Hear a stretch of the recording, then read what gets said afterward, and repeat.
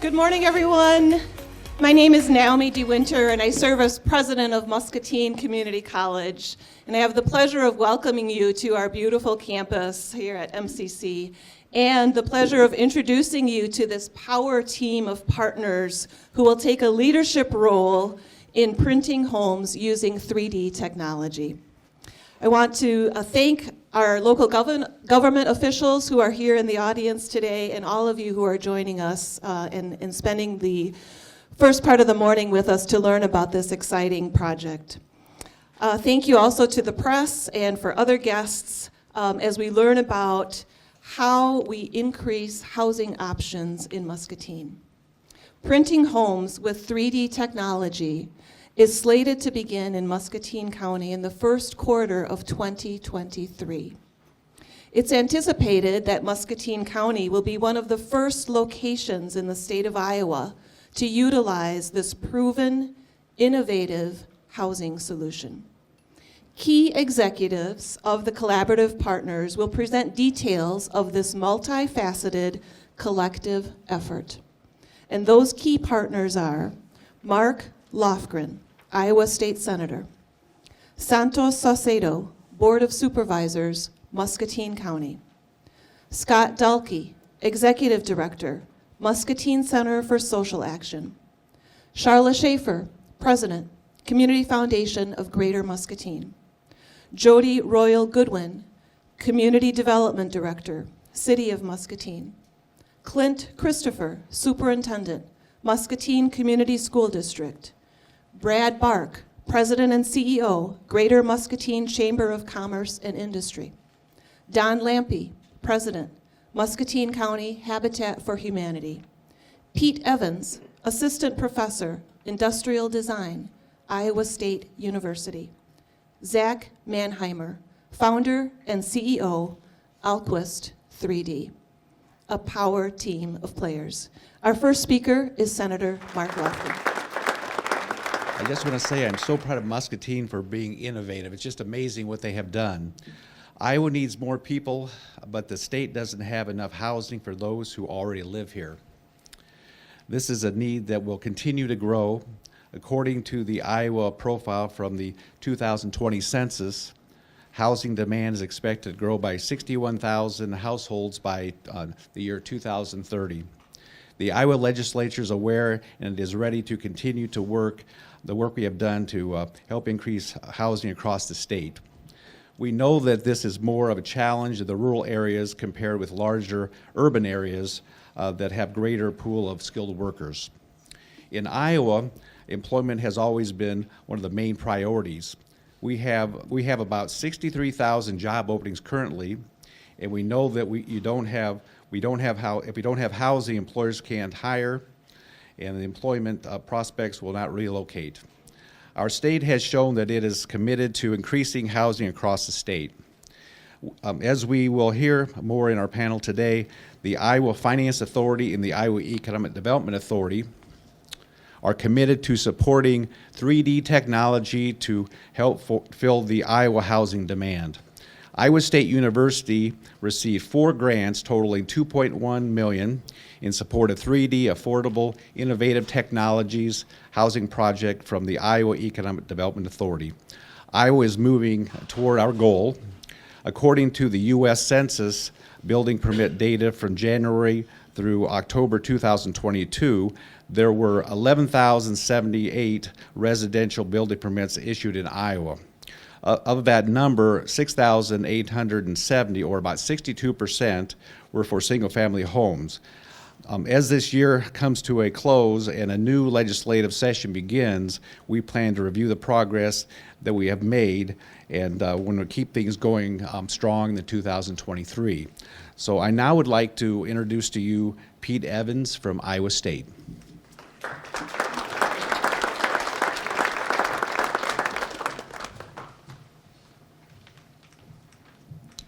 Good morning, and thank you, Senator Lofgren.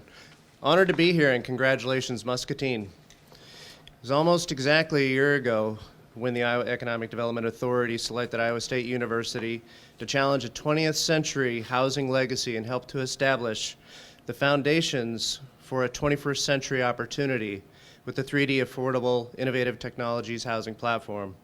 And in 1 year, it's quite exciting. The state has doubled its commitment to these innovative building solutions across the state, almost literally from the west coast of Iowa in Hamburg to the east coast of Iowa here in Muscatine. Currently, Iowa State, our state land-grant institution, is in the thick of research and development to optimize the opportunities we face with these emerging and disruptive post-industrial technologies to solve this critical housing need. We are doing this by studying the materiality, the performance of 3D construction printing, the robotics, digital twins and automation realities, and the community, industry, education, and workforce needs. We are looking at how to define best practices for the most affordable, sustainable, and highest performing smart homes, rigorously testing modular, on and off-site, pre-manufactured solutions for a speed to market as fast and efficiently as we can in this four-season climate while balancing rapidly advancing codes, materials, and localized conditions. We're excited to work with the team here in Muscatine on multiple aspects of this work, bridging rural and urban conditions in Iowa. We will be directly collaborating with educational and workforce training components that we are currently developing with Iowa Central Community College in Fort Dodge, and now also Muscatine Community College, to reskill, upskill today's workforce and to prepare the next generation.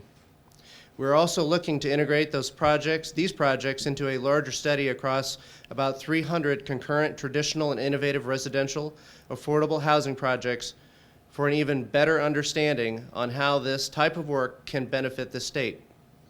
2023 looks to be an exciting year for innovation and collaboration across Iowa. Again, Muscatine, congratulations and thank you for collaborating with Iowa State, State of Iowa, and the broader Iowa team on advancing the 21st century opportunity to address housing and workforce needs in Iowa. Now I'd like to introduce Supervisor Santos Sacedo. Thank you.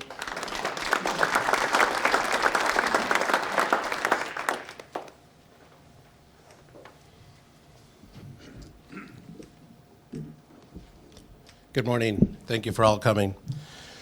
So we've been working together as a collaborative effort for a number of years, knowing that housing is a major need that we have in our community. Right now, we currently are looking at close to 11,000 people that actually travel outside of Muscatine to work in Muscatine. We think about what we need and we know how much those needs are, and so we've continued to work together. When we look at what we're doing now, we have never combined so many efforts as the members that you see on this board, not including West Liberty, looking at Wilton, Fruitland. We have combined our efforts now that have never had that before, and I really believe that that is a major part of the success of what we're seeing today in the efforts that we've done. One of the things that we've looked at is when we say 11,000 people that are living outside of this community, think about a 3D house that is probably going to be assessed potentially at $250,000, if not more, brings about $5,100 per year in taxes. You multiply that by 10,000 homes, which is ideally a great number to have, that's $51 million per year in tax revenue, increasing services, increasing safety, increasing our investment in our community. Major investments that we don't have now, but they're going to outside of our communities. We're providing them employment, but we're not providing them homes. This is a seed from my perspective of we're trying to plant a seed for our future. We really believe that the developers will continue to want to come here. We believe this is the start of the innovation and the starts of what we're trying to look at, and we know that that's a need that we have to have. Another portion of this part is that the county has invested in the revitalization of downtown for this housing community where we're going to build these actual homes of what we're doing. We've committed $875,000 this upcoming year for these projects just to do from our county perspective. That is where we as a county, from a supervisor standpoint, are committed into our housing needs. One of the other items that I wanted to mention was looking at how we have continued to work in this effort and looking at knowing that this type of effort needs to continue to be collaboratively. It cannot be just one group, and I think that that's the major piece that I hope that I want to take away from this piece of it. I thank you guys all for coming, and I want to introduce Jody into our next piece. Oh, I believe Ron's going to be taking Jody's spot. Good morning. I am not Jody. Jody's over there. Jody's got a voice problem this morning, so a couple minutes ago I was handed her notes. And there's no way I can fill in for her, so I'll do my best. So last week, there were 55 properties on the market in a county with almost 17,000 households.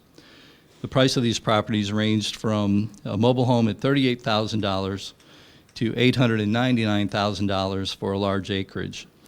This is substantially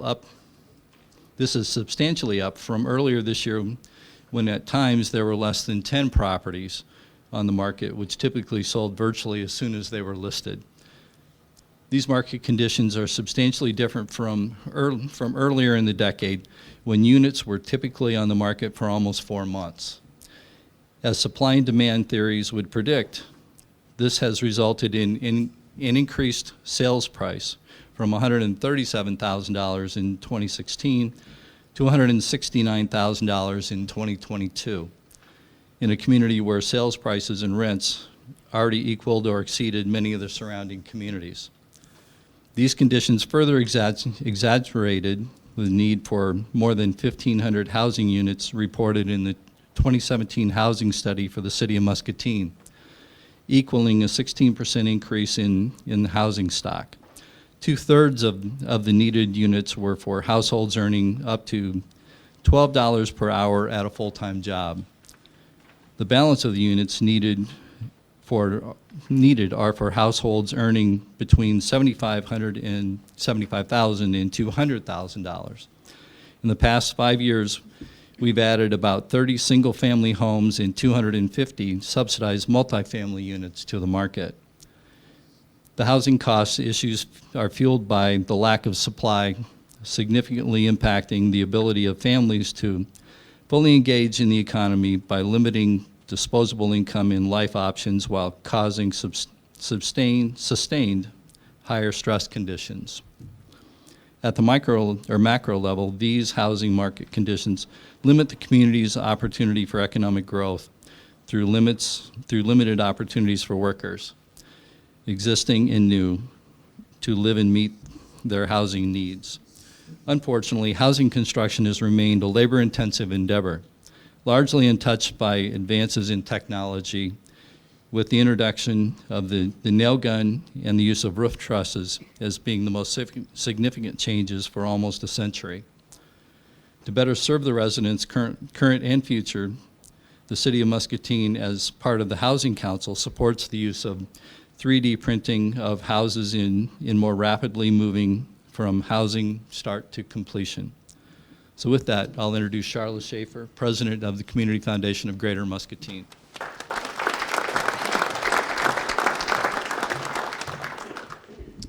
Good morning. The Community Foundation of Greater Muscatine believes in working upstream to improve the quality of life within our county. As we've discussed this morning, housing is foundational and intersectional. When you have a supply-side failure in your community, unaffordable or unattainable housing has a cascading impact on the economics, education, and health of our neighbors and our children. As we move through this morning, we've heard some of the intersectional impacts of housing, and we'll hear more as we progress through the remainder of the speakers. So I'll mention just one.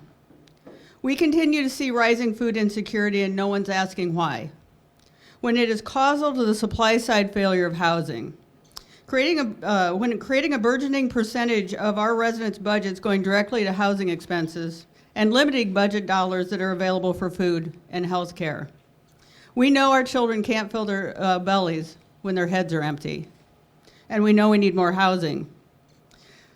Clint will be talking in just a moment and providing some additional information on the educational impacts. But I want to go ahead and talk about the Community Foundation's choice to go ahead and take action now and collaboratively demonstrate a supplemental tool for housing development. We're pleased this morning to announce that the Community Foundation of Greater Muscatine's Board of Directors has recently approved 3D printing 10 homes in Muscatine County in 2023, with a consideration for printing a similar to increased amount in each of the 2 consecutive years following. As you'll hear in a few minutes, we will be coordinating with MCSA in this endeavor. The Community Foundation did an RFP this past summer and selected a local general contractor, Haggerty Earthworks, to manage the home development. and a 3D home printer, Alquist 3D, an Iowa-based company, as the subcontractor to utilize 3D technology to print the homes. Brad Bark began conversation back in 2021 with Alquist.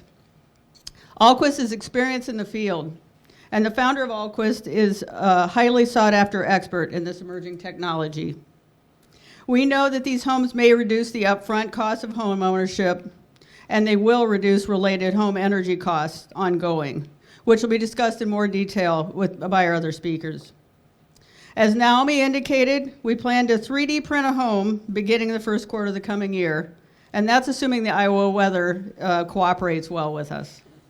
The first home prints will be printed on slab. They'll be 3-bedroom, 2-bath, and have an attached or detached garage depending on the lot selection. We anticipate these homes will be around the 1,300 square foot range. We're purchasing lots in Arbor Commons, a local new neighborhood development for our first prints. Arbor Commons offers readied lots adjacent to Discovery Park, bike trails, it's close to the schools, and other amenities. We anticipate printing 5 homes in this coming spring and 5 closer to fall. And that will be for this year. The prints will be both in areas of new development as well as infill lots in partnership with MCSA. And we're in conversation with other area industry in regarding printing within the county. We will be communicating closely with Pete at Iowa State as we continue through this process. An important component to our board of directors in our decision to begin in 2023 is the additional intersectional opportunities to partner with Muscatine Community College. And Naomi will discuss that next. We're also thrilled to announce this morning that a $500,000 grant has been awarded by the Mary Jo and Dick Stanley a Human Conditions Fund at the Community Foundation of Greater Muscatine. This $500,000 will support identified housing-related efforts within our community. Dick and Mary Jo believed in strengthening the lives of our neighbors and our children, and this grant will do just that. Affordable housing is a powerful community accelerant, and that is not debatable. The 3D printer will allow flexibility to print across the housing continuum, from entry level to executive. We're proud to be part of reimagining housing development in our community alongside our collaborative partners. And I'd like to ask Naomi DeWinter back to the stage. Thank you.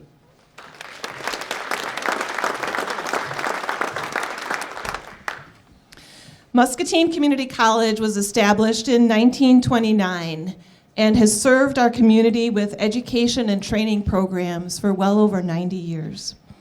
MCC is part of Eastern Iowa Community Colleges, and together we make up the 3rd largest community college system in Iowa. As a community college with an open door philosophy, we serve all students with a desire to learn.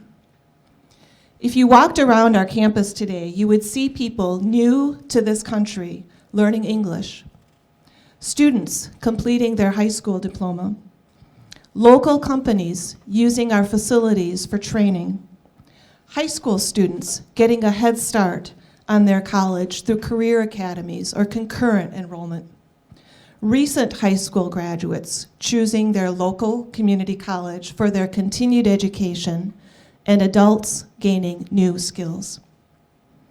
The programs we offer are based on transferability and employability. The new Career Advancement Center will offer new and expanded programs in healthcare, law enforcement, automotive technician, HVAC, and construction trades. The bond that our voters passed in 2020 to expand career and technical education opportunities made this new building and these new programs possible. Our role in this partnership will be to offer hands-on training to students in 3D printing technology so that a trained workforce can be established for the local construction industry. We'll work with Zach at Alquist to identify the skills that are necessary for our students to gain.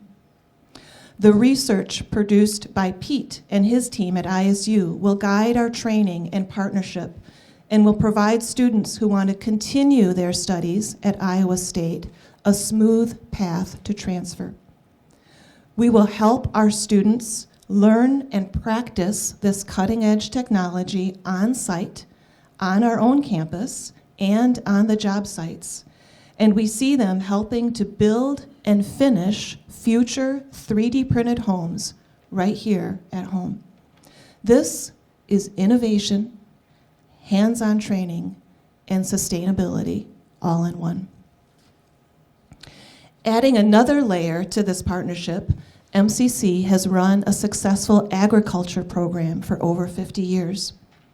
When the Iowa legislation allowed for hemp to be grown by individual farmers a few years ago, we were the only community college in Iowa to embed these skills into our ag program and offer a certificate in commercial hemp production.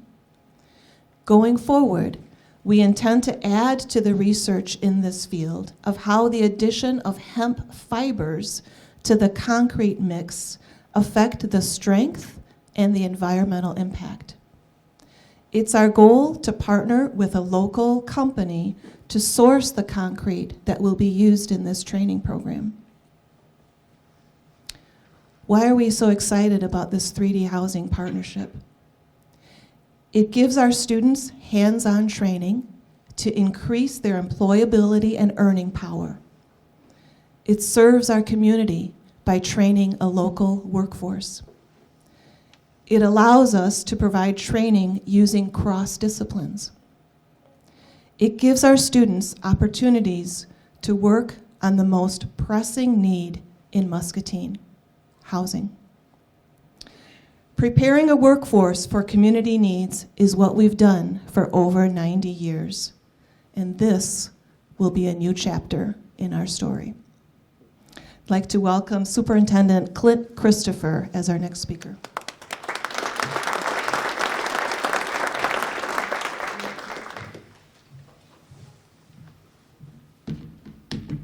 Good morning. I'm very excited about this opportunity and the positive impact that I know it will have on our staff, our students, and our community.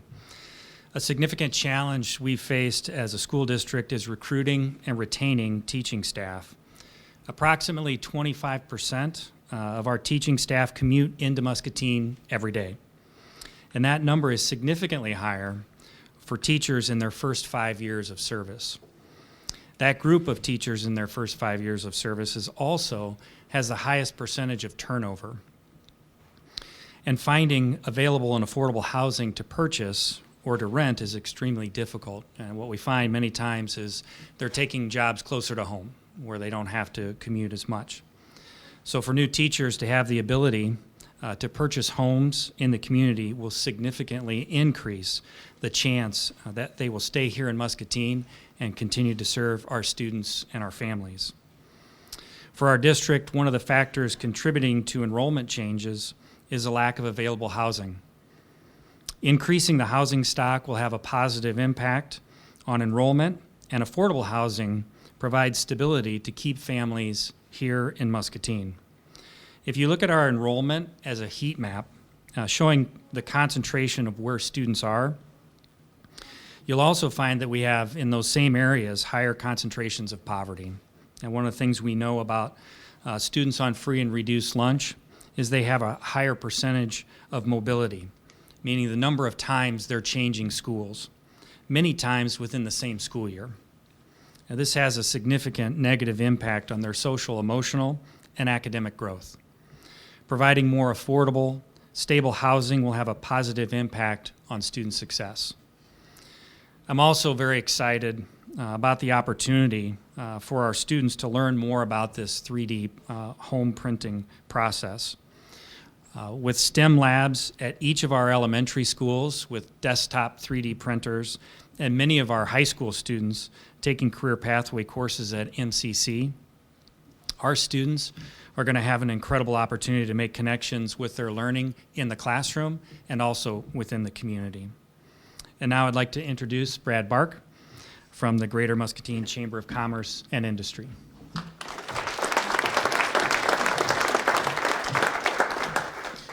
First of all, I'd like to reiterate the team component here. How amazing is it to have our state, Iowa State University, Allquist, City of Muscatine, MCSA, Greater Muscatine Chamber of Commerce and Industry, Muscatine Community College, Muscatine Community School District, Habitat for Humanity, the County of Muscatine, local businesses, employers, committed to helping our community grow and fulfill the needs of housing. As an ambassador of the City of Muscatine and an ambassador of the businesses of Muscatine, I'm extremely supportive in increasing our housing stock. It has been known for a long time that Muscatine has been needing housing due to thousands of people driving into Muscatine daily and leaving our city to go back home as well. Many corporations I visit have indicated that housing is in their top 3 to help with recruitment and retention. Research shows that the shortage of workforce housing costs the American economy about $2 trillion plus a year in lower wages and productivity. Without adequate workforce housing, families have constrained opportunities to increase earnings, causing lower GDP growth. Within the city limits of Muscatine, we have the opportunity to grow, not years from now, but right now, today. Our city planner, Andrew Fangman, has shown this to be true in recent planning, looking at Muscatine as a whole. This wonderful community was built on innovation, and the 3D printed homes fits our DNA perfectly. Having the ability to print houses to achieve all types of housing would help provide availability, options, and affordability. The speed to market will help economic growth and business advancement, and will be a key component on why the 3D printed houses will be a game changer here in Muscatine to add to the diversified approach to a housing portfolio for families to choose from. This will also help with increasing economic mobility as well. This team will continue to partner and work together to increase our housing supply while still working towards alternatives to our housing market needs, just as what the 3D housing projects will bring to Muscatine. I gladly endorse the innovative 3D printed technology to lessen the tight housing market and support business and economic growth. And now I'd like to introduce Mr. Scott Dahlke with MCSA.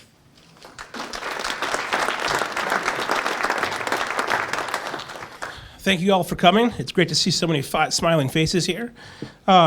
First, I'd like to talk a little bit about the grant details as issued by the governor's office. This was a grant administered through the Iowa Finance Authority through the HOME program. It's a little over $1.6 million in state and federal funding with a little under $200,000 of local match.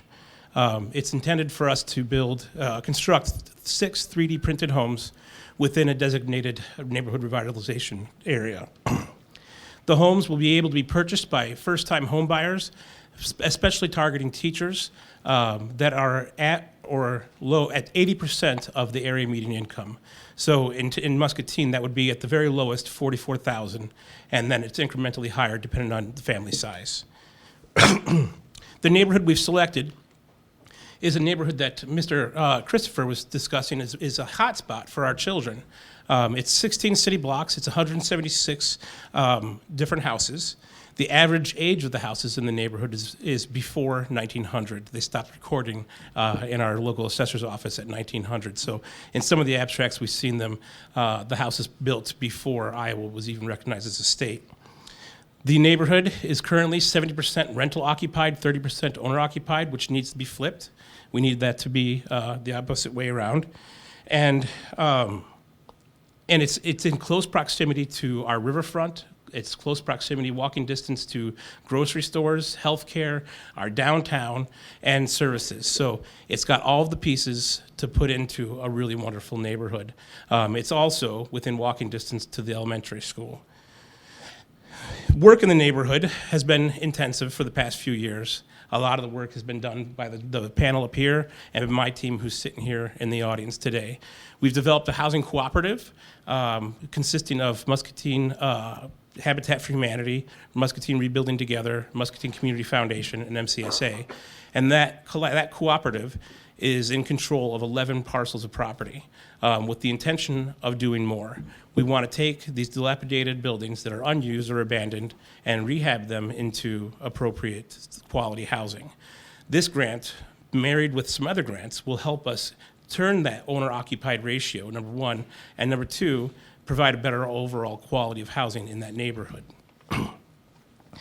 This 3D printing is going to allow us to blend not only new construction, but new technology with the current 1900 average age in that neighborhood, which would bring that neighborhood more comparable to other neighborhoods in our community.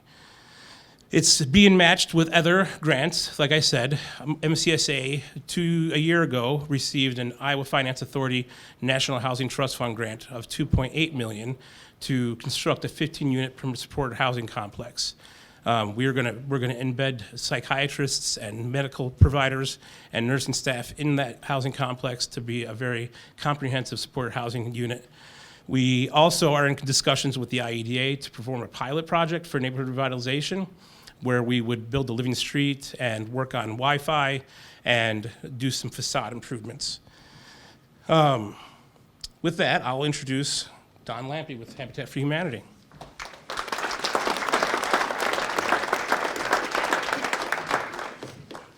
Thank you. Thanks, Scott. We at Habitat for Humanity are excited to be part of this effort, using this new technology to provide even more affordable homes here in Muscatine. Habitat for Humanity is all about a hand up, not a hand out. We are changing lives, and we are changing the trajectory of families. Think of the trajectory that a family is on, and now when they get into a new home, the difference that this new home will make for that family. Habitat for Humanity has built 12 homes, and we're currently working on our 13th. The partnership with MCSA and using this new technology is exciting, and we believe it will offer us an opportunity to provide that affordable home to those individuals in real need.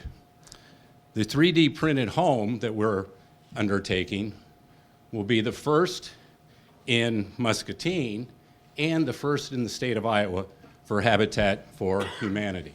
So this will be truly a first for Habitat for Humanity.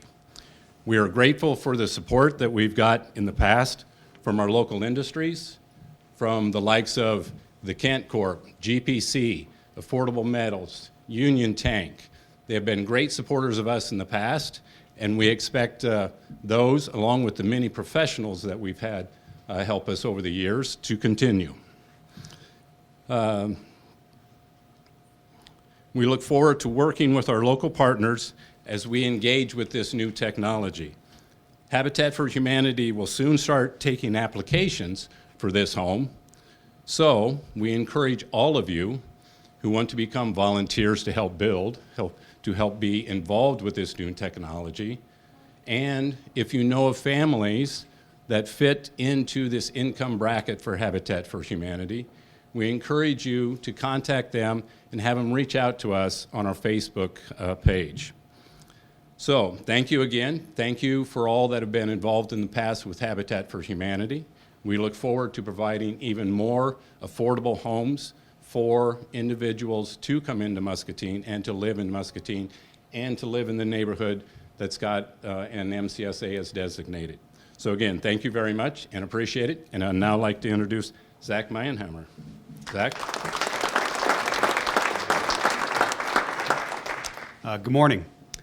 For the past 10 years, I've been doing economic development mostly in rural areas all over the country. We work in 27 states today. Whether it's rural North Dakota, rural Mississippi, rural Iowa, every town, regardless of size or location, has exactly the same problems. We need better childcare. Our hospitals are struggling. Our public schools need more support. Our infrastructure needs to be rebuilt. On and on and on, broadband, quality of life, etc. My group's been working on this with other groups around the country for a long time, but the one commonality in every community across the entire country that we've seen, the one issue is housing. Not just affordable housing, housing in general. So we've been struggling for over 10 years to figure out how do we drop the cost of housing. That's how we entered into the work we're doing today. About 6 years ago, I was in Polk County attending an early morning session from a speaker who was a futurist. I don't know how you get to be called a futurist, but this guy was a futurist. And so he was presenting all sorts of crazy, interesting ideas for what was going to happen over the next 20, 30 years. One of those ideas was 3D printed homes. I'd never heard of anything like that at the time, back in 2016. And somebody in the audience raised their hand and said, how long do you think until 3D construction becomes the norm in regular construction? And the futurist thought about it and he said, well, given the issues in urban areas with the cost and availability of land, with zoning regulations and unions, I'm going to guess about 10 to 15 years. So he was a good futurist because I think he was right. This was back in 2016. And everybody kind of nodded their heads and went on. After he was finished, I went over and I bought his book so he would talk to me. And I asked him, I said, you know, your point about urban areas I think is correct. But in smaller communities, micropolitans and rural areas, where there's an abundance of land and a huge need, don't you think this technology could happen sooner in those locations? And he thought about it and said, you know, I hadn't considered that, but I think you might be right. So that's all I needed. That set me off traveling literally around the world, meeting with all the major manufacturers of the time who made these printers. A few years later, I was working with HUD at the federal level on a housing program. And I met some folks from Virginia Tech University. They had a similar passion that I had about 3D. And we decided to collaborate. And just like this project, we got a grant from the state of Virginia to print the first home in Virginia, and that's what gave birth to Allquist. So we have now, as of last Thursday, printed our 4th home. We finished 2 more just last week. So we printed 4 homes in the state of Virginia. The first is in Richmond, the second in Williamsburg, and the last 2 are in Newport News. The past 3 of those homes were done in partnership with the local chapter of Habitat for Humanity, which is why we're very excited to work with Don and his team here in Muscatine. We've been doing this work and studying it for nearly 7 years, but it's going to be very nice to be able to do this work in our own backyard and not have to get on an airplane to go to work. Our company's based in Iowa City. We're committed to working here in Iowa, and that's the work that we're going to do. So to give you some perspective on what 3D homes are, first of all, the only difference between a 3D printed home and a traditional home are that the walls of the home are printed out of concrete with a giant robot, which is weird. But otherwise, the rest of the home is built almost entirely identical to how we build our homes today. So we still need our electricians, our plumbers, our HVAC folks, our roofers, our carpenters. We still need all those people. All we're doing is replacing the framing of the home. That's what we're doing today. This is going to continue to change as we grow. So just a few basic stats on the homes that we've already printed, and we've logged nearly 400,000 hours of print time now with our team. A 1,300 square foot, 3-bed, 2-bath home that we're going to be building here. To print those walls takes anywhere between 18 and 25 hours to complete the print. So if we have good weather, which of course is pretty normal here in Iowa, we should be able to do that in 2 or 3 days, with weather being the biggest variable. And so we're constantly looking at, do we want to be printing on site, or do we want to be doing prefabricated panels and moving them to the site in a controlled environment? The jury's out on that. We're still working on that. Which one is better? Both are possible. We can print the home quickly. Secondly, from a labor perspective, we have a money savings because you technically only need 2 humans to operate the printer. Now, we're not there yet today. We're using 3 or 4. The goal is by the end of 2023 to reduce that down to 2. The third savings is in material. The concrete that we're using is a little bit less, not dramatically less, but a little bit less than lumber is today. But when you look at the basic problem of affordable housing or housing in general, according to the National Association of Home Builders, every time a home increases in price by $1,000, we displace over 150,000 American families. If you multiply that number by about $36,000, which is the increase in the cost of lumber since 2019, you can see how bad the problem is. All the stats you heard here this morning go directly into that. This is why housing is so expensive. So we have to combat that. We believe this technology is going to do it. Now, we're at the beginning of an industry. And that's what's really exciting to me and all of my colleagues to really get this moving. In America, there's about 6 or 7 groups, including ours, who are working on this right now, on 3D technology. Next year, there's going to be about 20. By 2025, there'll be more than 100. We see this pattern growing all the time. Most of our colleagues, we all know each other, and most of us play nicely in the sandbox. We like to share data. We're growing this a lot. This is kind of like buying a computer back in 1972. It's big, it's bulky, it's expensive, it's inefficient, but it gets the job done. That's where we are. Every single month, this technology takes another step forward. We've got great universities and research institutions here in our state that's going to be doing the research to help move this forward. We're doing that as well. But here are the 4 things that have to happen in this industry to really take the leap.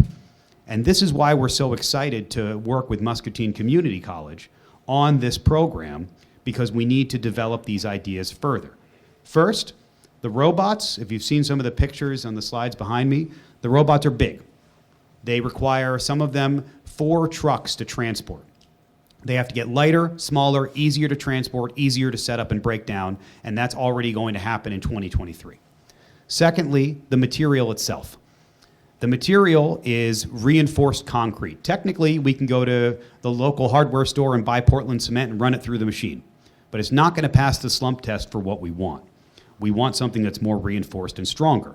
The average PSI of the concrete that we're using today is about 7,500, 2 or 3 times stronger than traditional concrete, which is good for a lot of reasons as well. But we have to drop the cost. It has to become localized. And you heard this spoken already here this morning. We're going to be working next year to create, with local partners, a local concrete mix that can be as affordable as possible and specific to the climate here in Iowa. So that has to change. Also, if you know anything about concrete, it's far from the most environmentally friendly.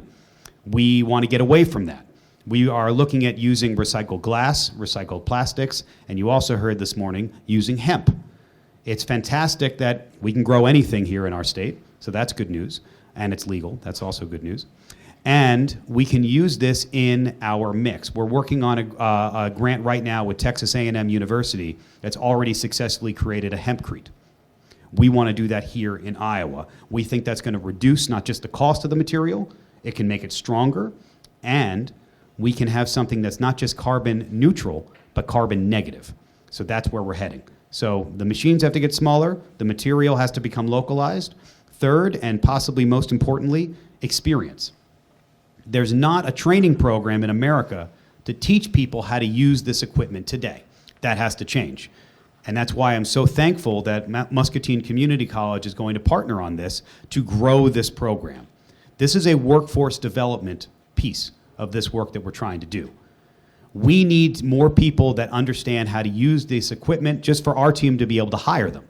So we've gone ahead and created a curriculum. It's an 8-week certificate course that anybody can take. It requires no prerequisite. In 8 weeks, you are going to be certified to run a 3D printer. We're giving that program to MCC, and they're going to adapt it to use here at the college. This is going to be a game changer. We're called Alquist as a company because I should mention my background's in theater, so it makes total sense that I run a construction company. But Alquist is the name of a character from a 1920 Czechoslovakian play that nobody's ever heard of, called RUR. RUR is the first piece of literature that coined the term robot. This is where robot comes from. The plot of the show is man creates robots to speed up his manufacturing facility. The robots don't like how they're being treated. They revolt and they kill all the humans. Spoiler alert. But it's a great sign. But there's one character in the show named Alquist, who's the main engineer, who believes that robots and humans can coexist together peacefully, and he's spared by the robots and charged with rebooting the human race. We're called Alquist as a reminder that we're using automation to replace some human jobs in framing. So that charges us with creating a healthy workforce development program to create as many new jobs as possible. If you look at the trends of younger people going into the trades, they've gone down decade after decade. And that's largely because we still build homes today the same way we have 100 years ago, with hammers and nails. We need to advance and progress this industry, and that's exactly what 3D printing is going to do. We see hundreds of new jobs being created just in this county alone over the next 2 years using this program. Finally, the idea between prefabricated and on-site printing has to be looked at. Those are the 4 things: robots, smaller, materials, experience, prefab versus on-site. That's the study that we're working on right now, and we're going to have more answers all the time coming through this. Finally, on this end, our vision for where we're going, we couldn't be happier to be working here in Muscatine. This is, everybody said it already, this is an amazing group of people and institutions and businesses working together to better our state. We need more people to move to Iowa. There's 15 million people on the move right now that are migrating out of big cities into smaller communities. They want to come to Muscatine, but we have to have the housing to prove that. Beyond that piece, we're not just printing in concrete. We print in glass, we print in metal, we print in plastic. We just started printing in chocolate. That's exciting. We haven't done this yet, but people are printing whiskey. I haven't seen it, I haven't tried it, but I know they're doing it. But every Alquist home comes with a personal desktop 3D printer built into your kitchen, just like a microwave. Not to cook with, but to make replacement parts. In the future, when something breaks in the home or you want to replace something, you're not going to go to the hardware store. You're going to go online, you're going to download a file, and you're going to print it out yourself. Today, we're printing your doorknobs, your drawer pulls, your light switch covers, and your sink faucets. Most sink faucets today are already printed in plastic and covered with a metal sheathing. We're going to graduate to printing your kitchen cabinetry and your islands. We can print your furniture, we can print some of the food in your fridge. I can't attest to how delicious it is, but we can do it. But this is where we're headed. No state in America has laid claim to the 3D printing movement. There's only a handful of states that have 3D printed houses in them. There's less than a dozen.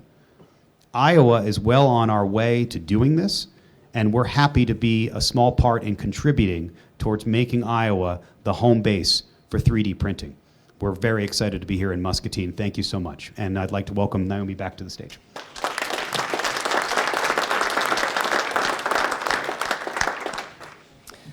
So this feels like Muscatine at its finest, having these collaborative partners working on this innovative project. It's very, very exciting. I want to thank all of the panelists who have shared their perspective this morning. I want to thank you for joining us to learn about this initiative. And I know we've been here for quite some time.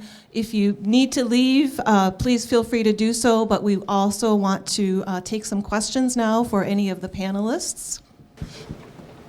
Yes, Andy. Charlotte talked about 10 homes being printed next year. Scott mentioned 6. Where are the other 4? Is that 16, or is that, is his 6 Yeah. with Charlotte's 10, or how is that going to work? Okay. So the answer is we'll do 10 homes this year in Muscatine. Some of those will be the ones that Scott will be printing. And if Scott is able to do 6 this year, then we'll do additional 4.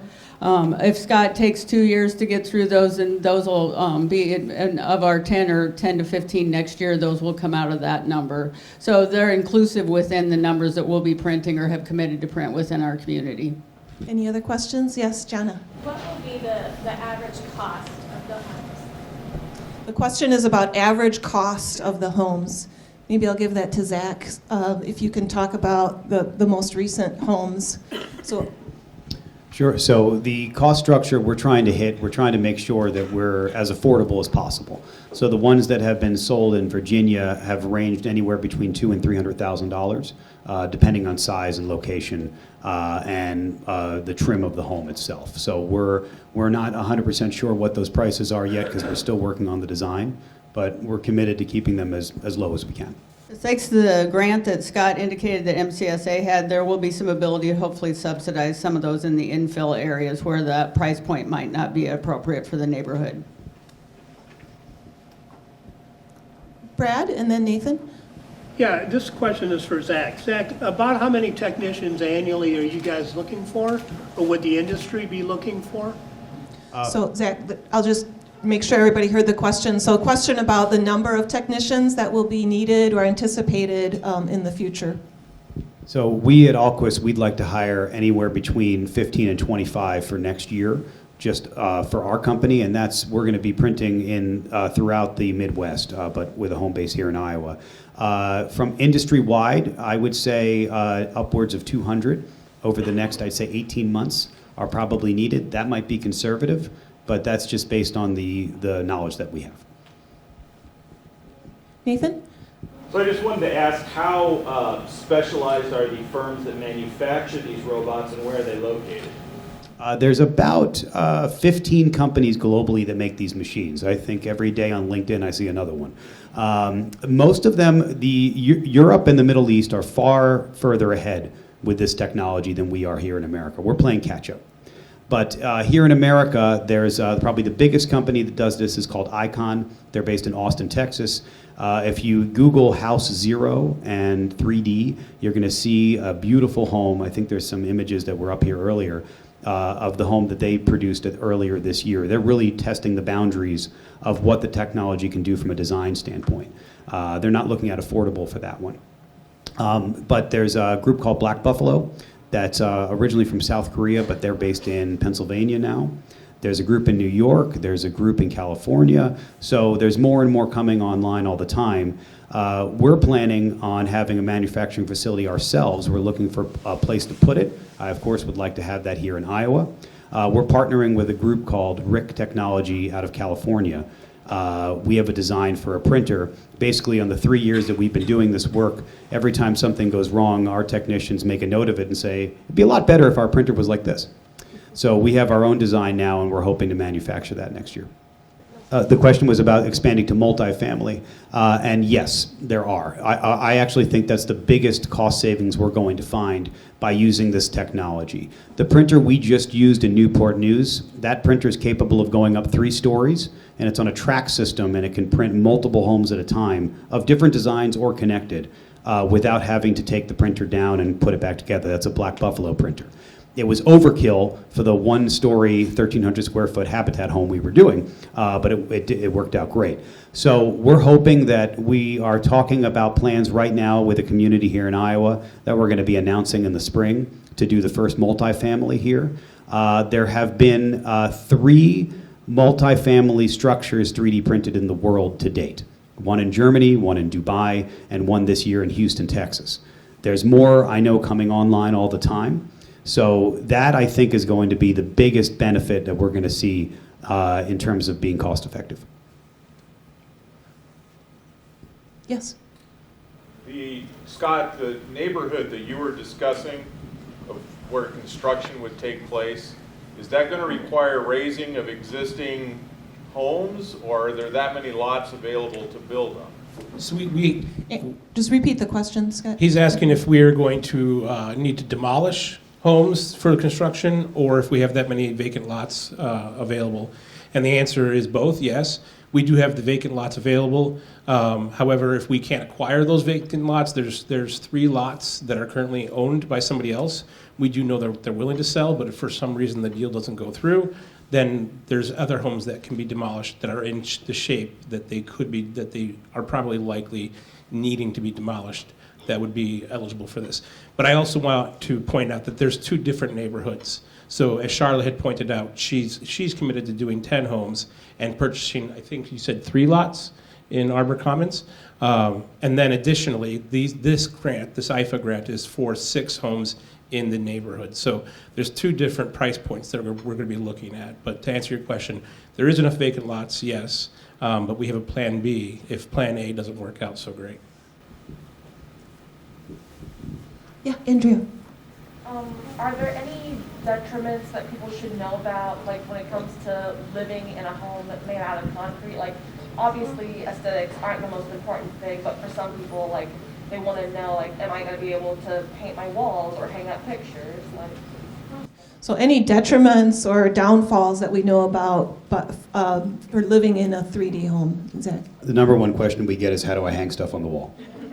Absolutely. So yes, you can use concrete anchors, but we have. So I should have mentioned this earlier. The first 2 homes that we printed in Virginia last year became the first 2 homes in the world to be owner occupied, to have families living in them. We didn't intend on being the first. We got lucky there, But coming up next week on the 21st will be the 1-year anniversary of our first family moving into a home there in Williamsburg, Virginia.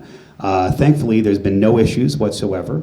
We also put Raspberry Pi sensor technology in all the wall systems. That's monitoring for any potential moisture buildup or vibrations or movement, sending real-time data back to the folks at Virginia Tech, as well to us, as well as to the homeowner.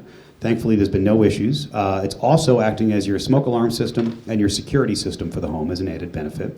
And I also didn't mention this, that from a sustainability standpoint, Virginia Tech did a study of our homes last year and found that a 3D concrete printed home uses 50% less energy than a stick-built home. So you're going to cut your energy bills in half.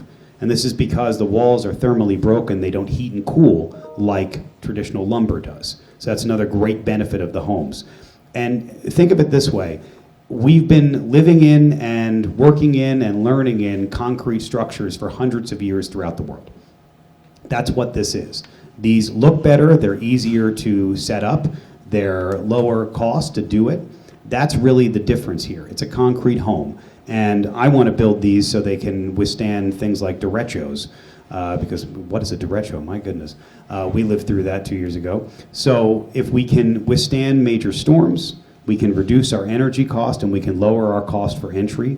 That's the goal. And from an aesthetic standpoint, we've developed 6 different nozzles that attach directly to the printhead itself that can make the look of the wall systems different depending on what the end user wants it to be. We can smooth it to make it look like stucco. We can leave that sort of lined, ribbed look that you see. We can do curves. We can imprint brick upon it. We learned this, by the way, by accident. The second day of us printing ever in Virginia, overnight, somebody broke into our job site and they stole the print nozzle, which is ridiculous because there's nothing you can do with that if you don't have a $500,000 printer, but somebody did. So my 23-year-old printer operator, who is a crazy person and never leaves home without his personal 3D printer strapped into his passenger seat of his car, he went to his car, got his printer out, and 45 minutes later, we had a new print nozzle printed out in plastic, and he added a feature to it, which was a side panel that was able to cut and trim the concrete as it printed. That's now patent pending. But that was a happy accident of how we learned that. And suddenly we said, oh, wow, we can do all sorts of different nozzles for what we want the homes to look like. So it's limitless at the moment. You might also want to mention that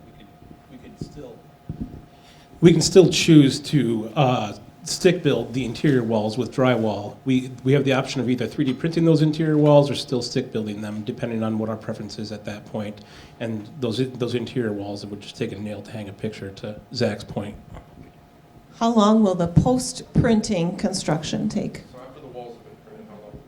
It depends entirely on the crew. So after the walls are printed, it's building out the house exactly the same as you would any other home. So the fastest we've seen it done is 3 months. Average is about 6 months. So the question was, what are the challenges about doing an infill lot between other homes as opposed to printing on raw ground? We've only done infill lots, the 4 that we've printed so far. So there's no challenge other than the type of printer that you want to use. There's many available on the market. There's 2 different versions. There's the big gantry styles, which you've probably seen more of online if you Google this. Those are the big ones that are on track systems that move almost in a square. That's what we have been using. And then there's smaller versions called robot arms. That's the one that we're going to be developing next year. We're going to be using a robot arm on some of the prints that we're going to be doing next year. But you're really only limited by the type of printer you're choosing to use.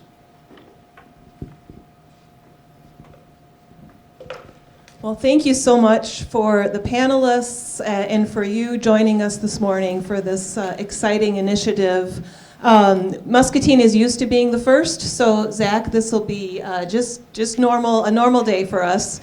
We want to call your attention again to the website that has additional resources, comments that we've made, and more information for you to find out and keep track of what's going on here. So thank you so very much for all of you spending the morning with us and celebrating this exciting time here. Thank you.